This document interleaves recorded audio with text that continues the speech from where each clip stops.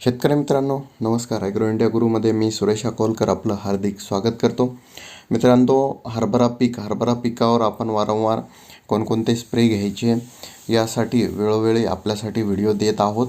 मित्रांनो, आज आता आपलं बरेचसे जे हरभरा पीक आहे हे फुलोरा अवस्थेत येणार आहे आणि बऱ्याच ठिकाणी चुकीच्या पाणी देण्याच्या वेळामुळं काय होतं की झाड हे माजतं, म्हणजे अति प्रमाणात व्हेजिटेटिव्ह ग्रोथ होते आणि फुलांचं प्रमाण कमी होतं. मित्रांनो, तर यासाठी आपल्याला काळजी काय घ्यायची किंवा स्प्रे कोणता करायचा हे सगळ्यात महत्त्वाचं आहे.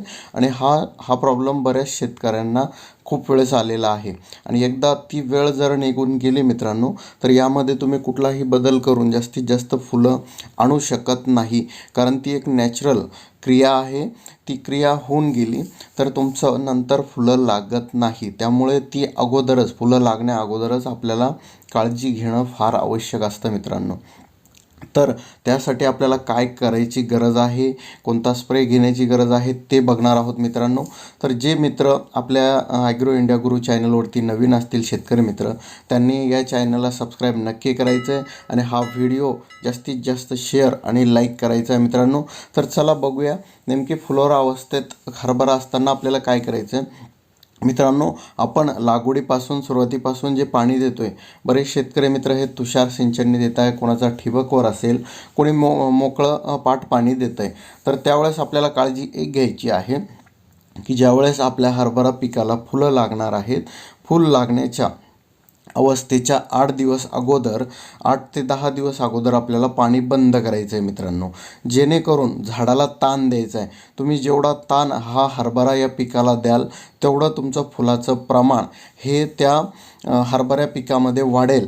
जर ताण ह्या पिकाला बसलाच नाही, तुम्ही रेग्युलर जर पाणी देत राहिले, कंटिन्यू लागवडीपासून जर पाणी देत राहिले, तर फक्त झाड हे खूप वाढेल, त्याचे फुटवे खूप येतील, वाढेल, खूप हिरवगार दिसेल, परंतु त्याला जे फुलाचं प्रमाण आहे आणि घाट्याचं प्रमाण आहे ते बिलकुलही राहणार नाही. त्यामुळे मित्रांनो, आपल्याला जे फुलं लागणार आहे, फुलं कुडमुडं जरी लागले एक नॉमिनल 5-10% त्याच्या अगोदर आपल्याला या ठिकाणी पाणी आपलं पिकाचं बंद करायचं आहे. आपल्याला बिलकुल पाणी द्यायचं नाही आहे, म्हणजे ताण द्यायचा आहे.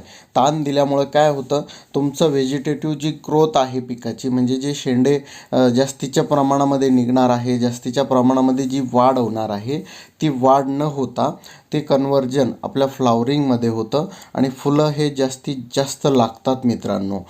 त्यामुळे आपल्याला या काळामध्ये पाणी न देणं फार आवश्यक आहे. हे लक्षात घ्या की फ्लोरा अवस्थेमध्ये आपल्याला कोणत्याही प्रकारचं पाणी हे द्यायचं नाही आहे. आणि चालू वर्षी तर जमिनीमध्ये ऑलरेडी ओलावा खूप चांगला आहे, यामुळे झाडाला पाणी देण्याची आवश्यकता आपल्याला त्यावेळेस पडत नाही.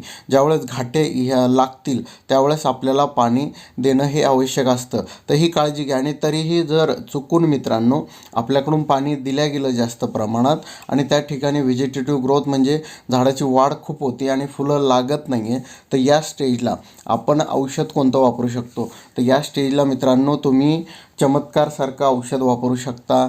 त्यानंतर लिओसिनसारखं वाढ प्रतिरोधक संजीवके, म्हणजे जे वाढ थांबवून तुमचं फुलांचं प्रमाण वाढवू शकतं, असं चमत्कार लिओसिन यासारखे किंवा प्लॅनोफिक्स यासारखे औषधांची फवारणी मित्रांनो तुम्ही हरभरा या पिकावर घेऊ शकता. हे जर तुम्ही घेतलं तर तुमचा फायदा होऊ शकतो. पण त्यापेक्षा माझंही म्हणणं राहील की तुम्हाला पाणी न देणं हा एकमेव उपाय यावरती आहे. झाडं माजण्याचा किंवा माज येण्याचा प्रमाण हे मोठ्या प्रमाणात हरभऱ्यामध्ये दिसतो आणि एकदा जर ती क्रिया झाली तर तुम्ही डबल याला फुलं लावू शकत नाही. त्याचं प्रमाण फार कमी असतं. त्यामुळे अगोदरच आपल्याला ही काळजी घ्यायची. आणि तरी पण जर वाढ होत असेल तर या ठिकाणी तुम्ही लिओसिन, चमत्कार किंवा प्लॅनोफिक्स याचा वापर करा आणि जास्तीत जास्त फुलं लागण्यासाठी या संजीवकाचा वापर करून झाडालाही मदत करा मित्रांनो. कारण याद्वारे आपलं उत्पन्न हे चांगलं वाढू शकतं. जर फुलाच्या स्टेजमधून जर हरभरा पीक निघून गेलं आणि फुलं त्या प्रमाणात लागले नाही तर आपल्या उत्पादनात खूप मोठी घट येईल. त्यामुळे आपल्याला ही काळजी घेणं फार आवश्यक आहे. तर मित्रांनो, आपल्या या यूट्यूब चॅनलवरती जे शेतकरी मित्र नवीन असतील त्या सर्व शेतकरी मित्रांनी आपल्या चॅनलला सबस्क्राईब नक्की करायचं आहे आणि जास्तीत जास्त हा व्हिडिओ शेअर आणि लाईक करायचा आहे मित्रांनो. आपल्या सगळ्यांचे धन्यवाद मित्रांनो.